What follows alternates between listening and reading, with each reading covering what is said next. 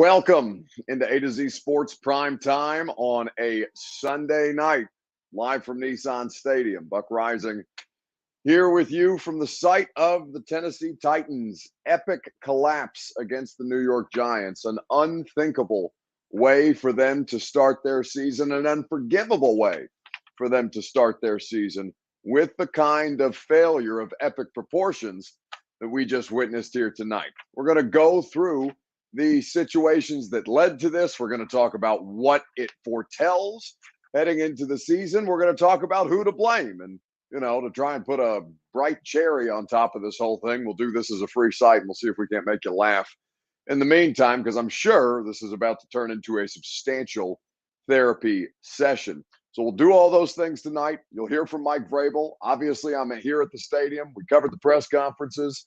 The rain is falling down, tears falling down upon Nashville from the epic collapse that they witnessed on the field behind me today, in a situation that, was completely of their own making as far as I was concerned. Some plays made certainly by the Giants.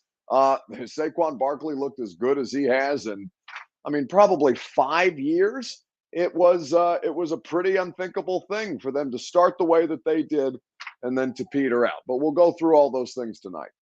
Before we get started, I need you guys to share this show on Facebook, YouTube, Twitter, and Twitch, wherever it is that you are consuming us. If you're hanging out on Twitter, please retweet the show in the bottom right-hand corner of your screen.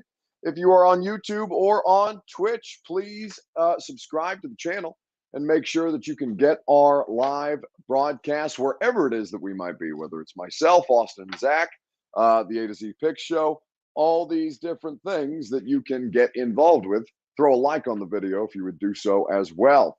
And if you are on Facebook, you can share now to public. That's in the bottom left-hand corner of your screen. Your Facebook friends, I'm sure, have many things to say about the way it is that the Tennessee Titans lost tonight, and certainly we will go through those things together. Now that more of you are here, we can go ahead and start the show officially. Reed, in fact, so producer Reed is operating behind the scenes. Reed, if you could, can you throw the comments up for me there? Because I can't see them in my current state. Maybe that is something that I should adjust here in real time before we get started, and then I'll allow you to operate the graphics and throw up the comments as you like. Let's go ahead and do it. Welcome into A to Z Sports Prime Time, not from the Superbook Sports Studios, but from Nissan Stadium, where the Titans lost 20-21 to the New York Giants. I'm your host, Buck Rising. I'm proud, as always, to be presented to you by Two Rivers Ford, where you go for an exceptional car buying experience. Two Rivers Ford in Mount Juliet or online at tworiversford.com. Brought to you by the Ashton Real Estate Group of RE/MAX Advantage. Gary Ashton and the Intel Edge is where you go to succeed with the official real estate agent of the Nashville Predators. That's GaryAshton.com. Of course, TrueMav, a brand new partner that we are excited to welcome to the show. A new way to work out, a fitness plan customized to your abilities and for any level of fitness. I'll tell you more about why you should start your fitness journey with TrueMav later on. Very excited to have TrueMav as a part of the show.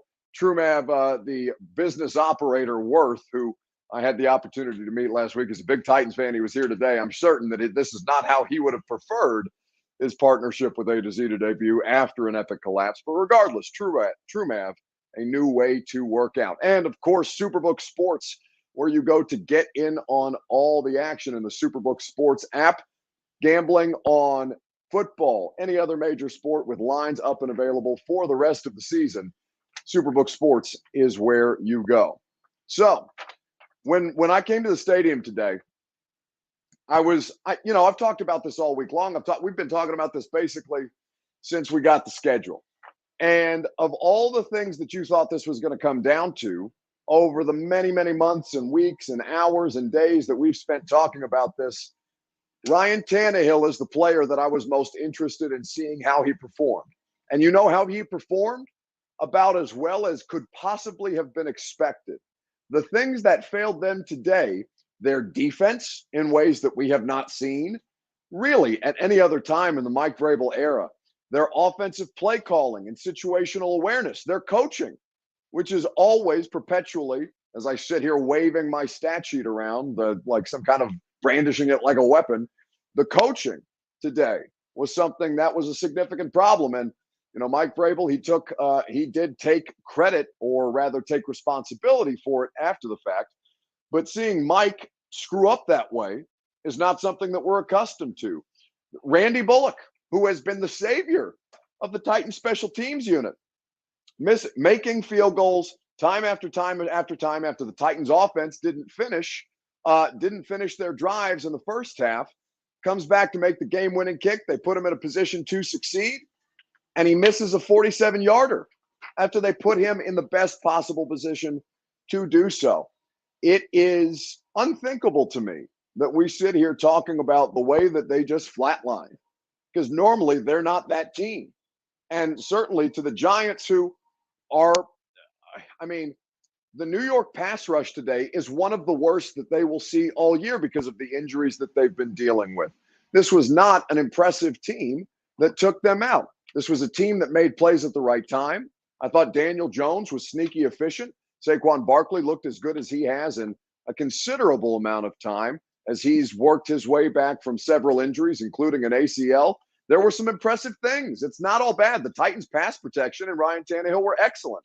I thought Treylon Burks was a pleasant surprise to see how early and often he was targeted. In fact, a lot of the rookie contributors got involved. But things like Christian Fulton giving up a 65-yard touchdown catch because he's got his eyes on the quarterback and he doesn't realize that the wide receiver, Sterling Shepard, has snuck behind him. This is not the kind of Titans loss that we are accustomed to talking about. This is a game where they completely and utterly imploded. It's not like the Jets, where they went in a situation where, yeah, there were some issues that they caused themselves and they lost that game and their personnel was a wreck, but you understood kind of some things that caused that to happen. There was no reason that they should have lost to the New York Giants today, and yet they did it anyway. And I've spent so much time talking about how little week one in the grand scheme of things mean, but the reality of the situation is now there's only 16 of these things left, and they've choked their first opportunity away to be able to do something meaningful. It's against an NFC opponent, I guess, if that makes you feel better. The Colts and the Texans tied today, which means that those stinky two teams are tied atop the division because the Jags lost to the Washington Football Commander-Skins team, whatever they're called these days. And looking at all the different stuff to start with, I find myself for the first time in a long time, really since the Marcus Mariota benching in the Denver Broncos game, really dumbfounded by the results that I see on the field. So let's start with your Two Rivers Ford take on this Sunday night on Facebook, YouTube, Twitter, and on Twitch is how you can engage. Let us know in the comment section, what's the biggest reason that the Titans lost today? Let me know on Facebook, on YouTube, on Twitter, and on Twitch. I don't have the Sunday Night Football game on, by the way, but many of you were telling me that Ryan Suckup just missed the chip shot, so I don't know if that makes you feel better about your situation, but I bet it's not at the end of the game just yet, because that Sunday Night Football game should have just started here recently. What's the biggest reason that the Titans lost this afternoon and this evening against the New York Giants? You give me your response. We'll talk about it together. First, I'm going to tell you about our friends at Two Rivers Ford. They make the Two Rivers Ford take possible. They are the best in the business, and they will live up to your standards, any standards that you would set, because they pride themselves on going above and beyond at Two Rivers Ford. Whether you want to custom order your next vehicle, you want to build it yourself, you want to build it online, you want to pick the color, the model, the customizable accessories, and have it built and delivered to your door, you can do that. If you want to go check out what they've got on the lot in Mount Juliet or any of their certified pre-owned vehicles, you can do that as well. Two Rivers Ford is always going to go above and beyond to make these things possible. Two Rivers Ford in Mount Juliet or online at tworiversford.com. So what's the biggest reason they lost today? On Facebook, YouTube, Twitter, and Twitch. So it's tough to kind of nail these things down to just one thing, because the answer is there's a multitude of reasons why they failed today. And as I look at this and kind of suss through all the different things, I come back to the one thing that we talked about on the pregame show. If you were joining us on Titan game day morning as we got ready to head to the stadium, there are coaching issues for sure. I have been somebody who has looked at Todd Downing and said, last year is not a fair sample size for what Todd Downing is or may be. It's one game of 2022, but I am having significant second thoughts about my position on Todd Downing and how much of part of the problem he may be.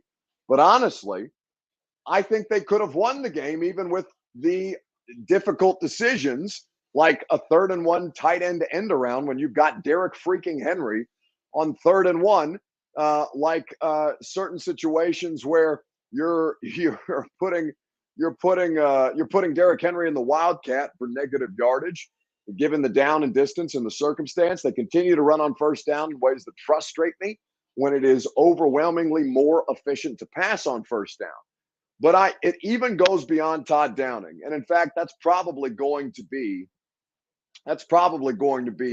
what I do more research on. And in fact, that's what I'm going to write off of this game. I'll publish my article tomorrow and focus in on Todd Downing there specifically. But what we talked about in the pregame, what clip I played for you of Bud Dupree on the radio show talking about Saquon Barkley. What's the one thing they didn't do worth shit today? They let the New York Giants run all over them in ways that teams do not do to the Tennessee Titans defense. It's not got anything to do with the loss of A.J. Brown, even though A.J., probably gave you FOMO today. He was tearing it up for the Eagles, and they won. Even as you look at the situation for the Tennessee Titans and all the different things, false starts by Taylor Lewan on the final drive, Kyle Phillips muffing a punt, all of this contributed to why they ended up losing. And honestly, one of the least offensive people is the person who this is probably going to get pinned on a great deal, Randy Bullock, in this end zone missing a 47-yarder. It's not even that. It's the fact that they had one key, the biggest key to this game, and that was to stop Saquon Barkley. And that was something that we talked about in the post-game media availability earlier tonight.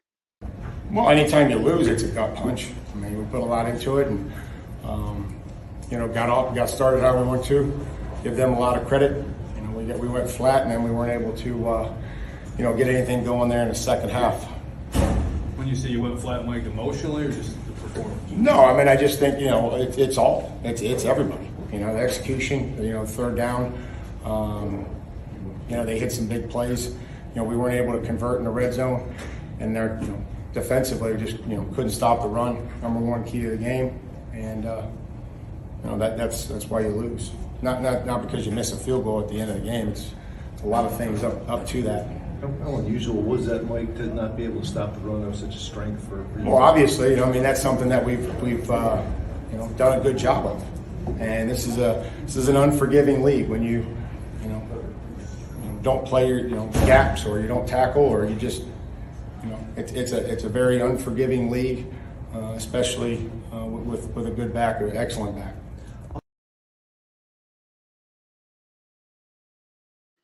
So that's Titans head coach Mike Vrabel talking about the loss. We just wrapped up media availability with Mike and the players in the locker room after the fact. A very downtrodden locker room at this point, and a really, really difficult position to have to answer for when Mike knows that he was a part of the problem. And listen, he's always been accountable that way. It's not like I'm saying that Mike Vrabel is ducking anything at this point. That's not the case at all. But he did, and admittedly, contribute to the issues that they had. But it comes down to me more than anything. Defensively, they did not stop the run worth a damn.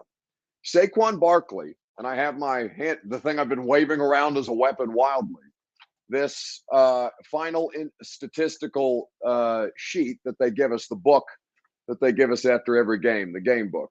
Saquon Barkley today, 18 carries, 164 yards, 9.1 yards per carry. He had the 68-yard explosive play, a touchdown, and he converted the 2-point conversion that gave the Giants the lead and the win. Saquon Barkley has not had a game like that since 2018 December of 2018 is the last time Saquon Barkley eclipsed 150 yards rushing. In fact, you'd have to go back to 2018, Mike Vrabel's first season, to find a game where they have given up that many rushing yards, because I think total, the Giants rushed for 238 yards, 7.4 yards per carry, and the touchdown by Saquon all over the Titans' face. Like, it was embarrassing. They will be embarrassed. And for somebody like Vrabel, whose background is pride is based in how his defense performs and how much he takes care in making sure that they identify the team keys and they execute, Mike Vrabel's going to be miserable about this. He was miserable about it when we talked to him. That's not supposed to make you feel better. It's not supposed to make you feel worse.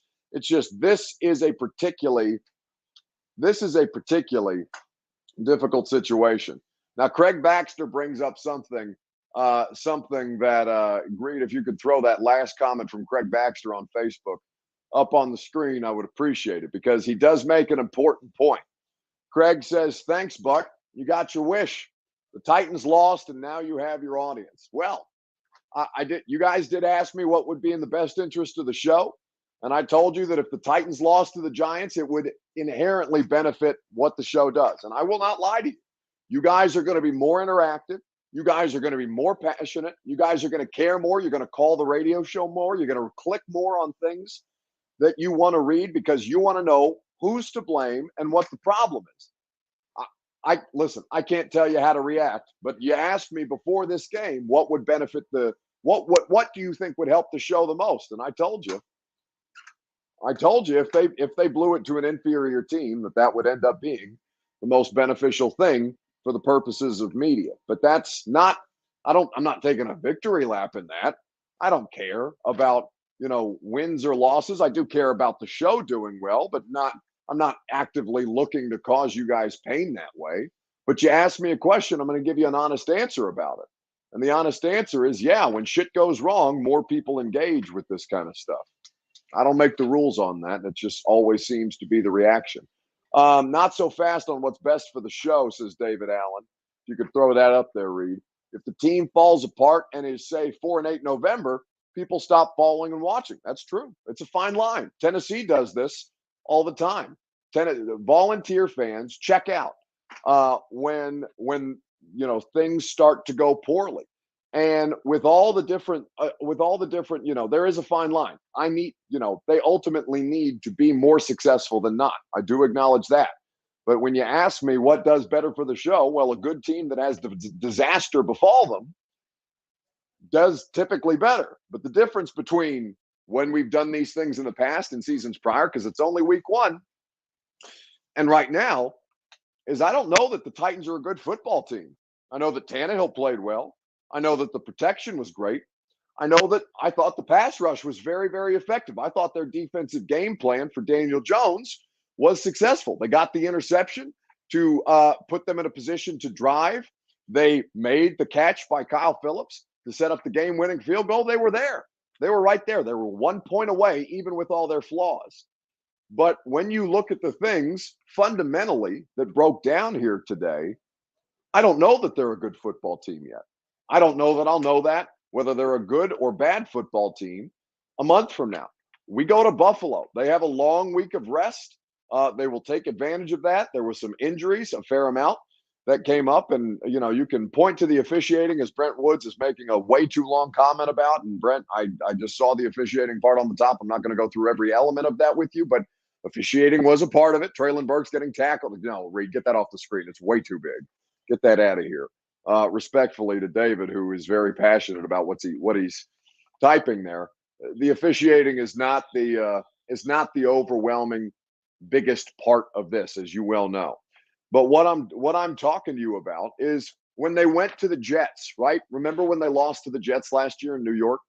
And let me do this. Let me tell you about TrueMav, who is one of our newest partners around here. And then I'll explain to you what the difference between this and losing to the Jets and Texans was last year. But first and foremost, TrueMav is a new partner of the show.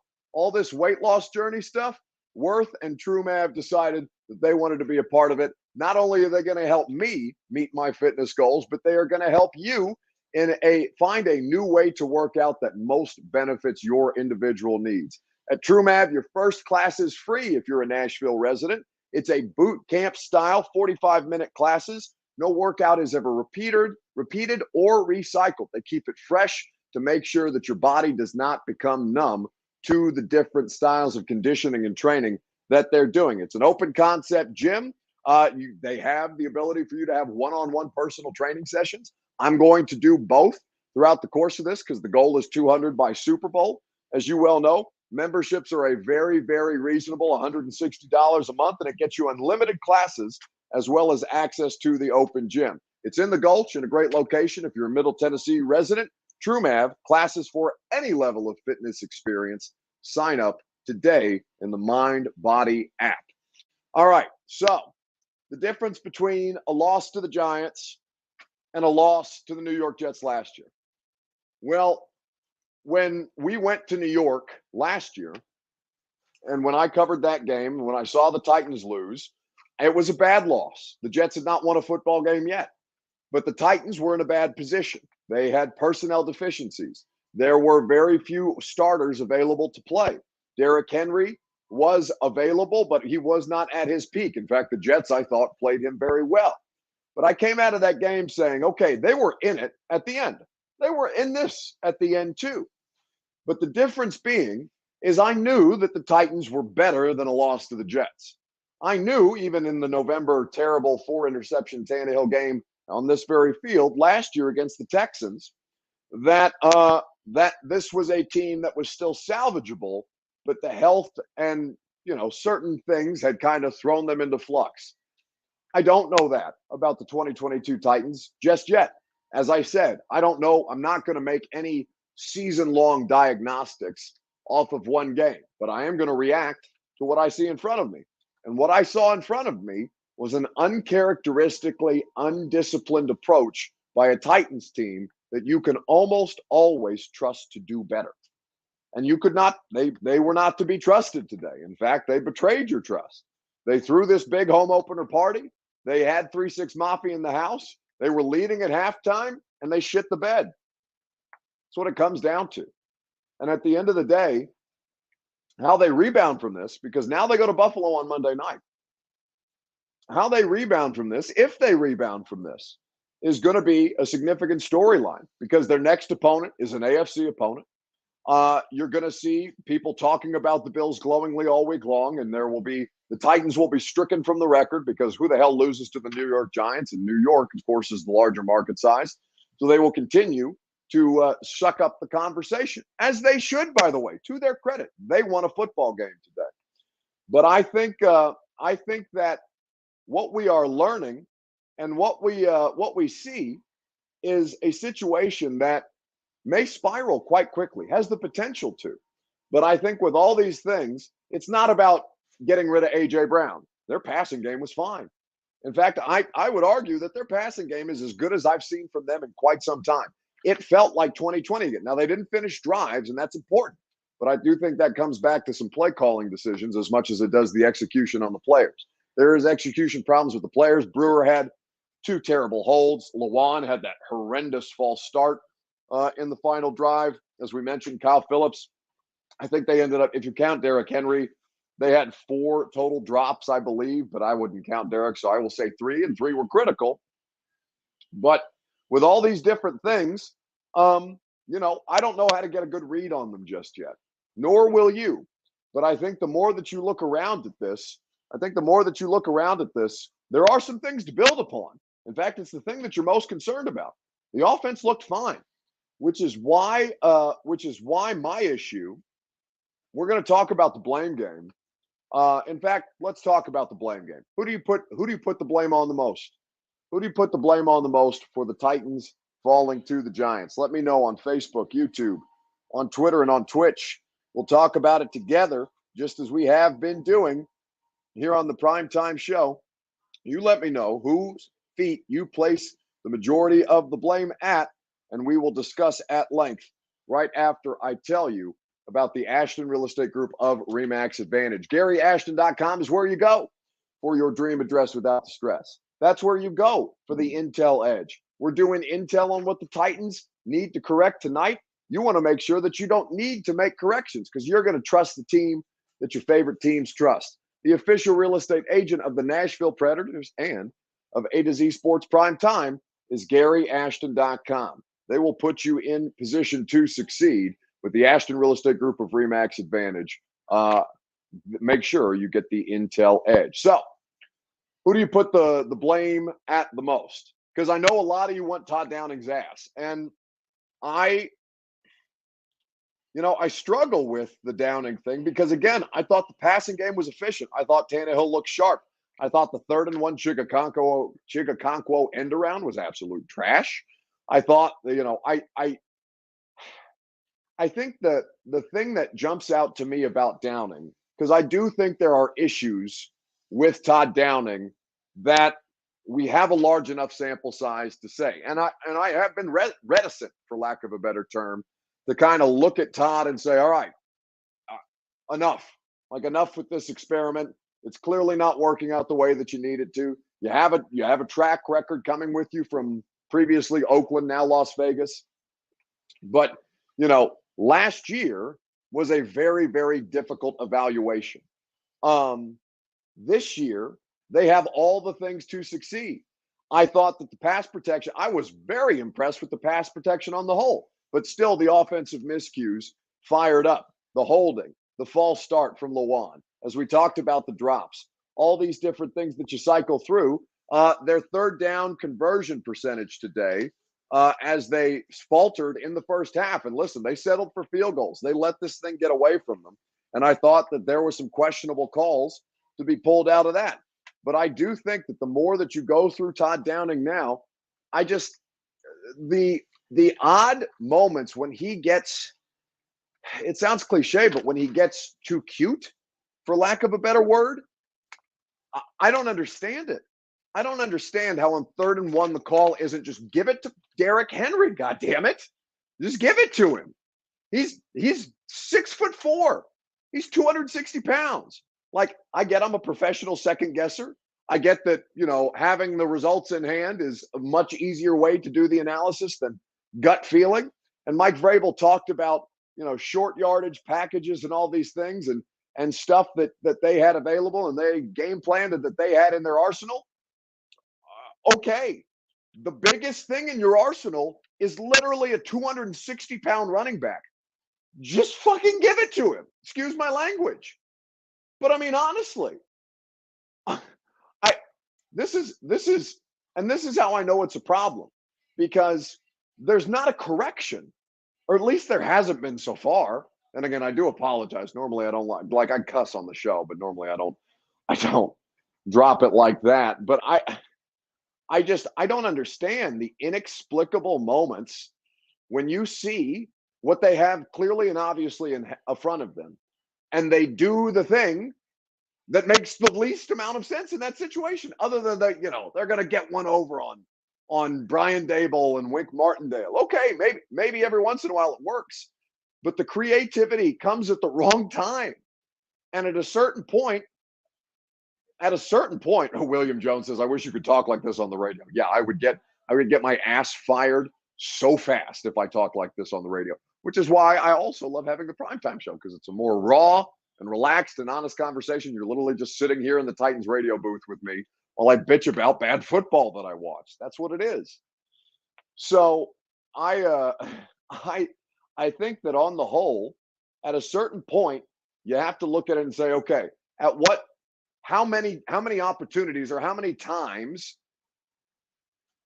does this happen that you can identify a legitimate trend and legitimate bad decision making in critical moments? Because all in all, they lost by 1 point. Like, again, they were right there. There's a fraction of a difference between the Giants and the Titans today. But if I'd have told you going into this game, and I do feel like I do feel like I have been hinting at this, that they're not as far apart as you may think they are. When people saw that 5.5 point spread, Blaine Bishop, we were doing the Lee Company countdown to kickoff today, Mickey, Blaine, and myself. And he said he was shocked to see the line that small, 5.5. I said, are you kidding me? They play nothing but close games because they put themselves in these positions and then they have to dig themselves out. Enough with the digging. Be the worst team. There are plenty of teams, plenty of bad teams lost today. You know who lost today? The Jags, because they're not a good football team. Carson Wentz stinks too, but they found ways to beat a bad football team. You know who lost today? The Arizona Cardinals, because they're a bad football team. They don't make good decisions. Their coaching is also questionable. Now, I think on the whole, the Titans coaching staff, Todd Downing included in that, because Mike Vrabel is not somebody who is bad at identifying coaching talent. In fact, he's done very, very well in that department.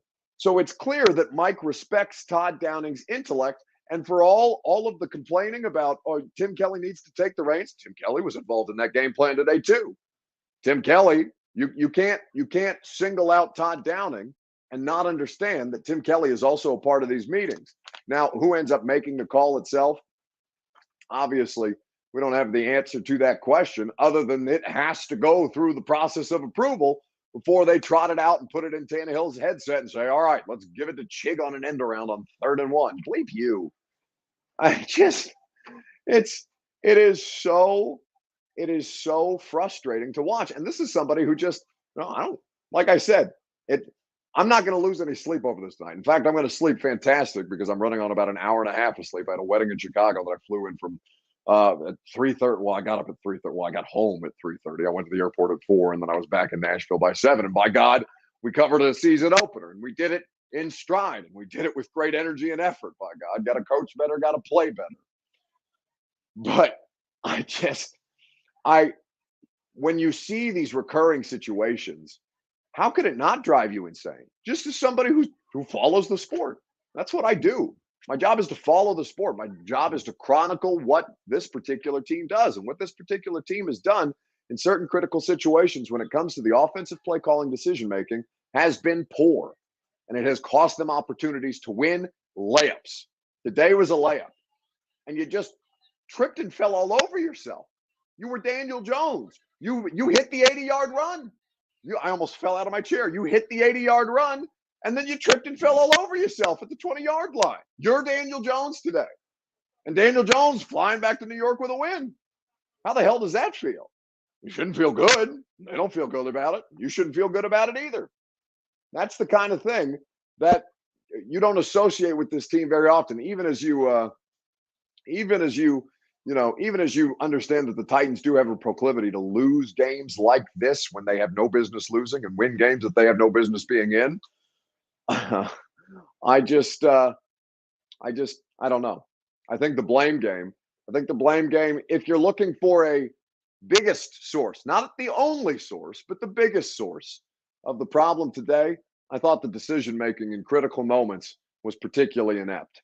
We're just trying to, we go in with a game plan, and there's a short yardage plan, and some of the stuff that we had prepared for, that was, one of the plays, and we gave it, to Derek on the Wildcat, so that one didn't work either. We just all have to come back and be better and prepare and get ready to go face Buffalo. Where was Hilliard? So that's Mike Vrabel talking about his short yardage packages that they, no jokes, but the short yardage packages that the Titans had in place. And that was that the question specifically was about the 3rd and 1 Chigakonkwo end around. Listen, Mike is not going to hang out anybody to dry in front of the media. Todd Downing is not required to speak to the media after games. In fact, we don't talk to Todd until Thursday. So we will be well on to Buffalo by the time that Todd Downing, Shane Bowen, and Craig Aukerman, as the coordinators, have to get up in front of us and answer questions. But certainly you have to bring into question the decision making, because what I saw tonight was a team that had the opportunity to win. That was holding these guys down, and they weren't any good. This is the worst. Again, I say to you, this is the worst pass rush the Titans are going to see.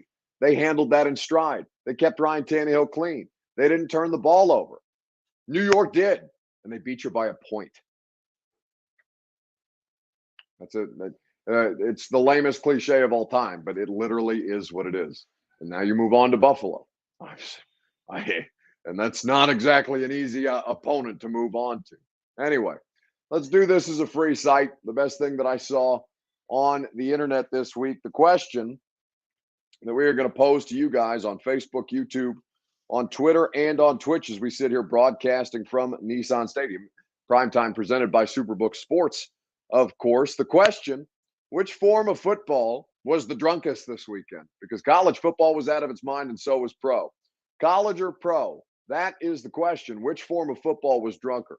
We're going to talk about this together right after I tell you about our friends at Superbook Sports, where you can be sober or you can be intoxicated, but you can definitely have a good time wagering in the Superbook Sports app. They have lines up for every NFL game of the season. You can bet on college football games as well. Every major sport available in the Superbook Sports app. They'll match your first bet up to $1,000, whether the bet wins or loses. So get in on the action today. Terms and conditions, superbook.com. Gambling problem, call the Tennessee Red Line, 1-800-889-9789. Which form of football was drunkest this weekend, college or pro? Craig, a lot of love for college, even as the results in the NFL were wild today. The correct answer is college.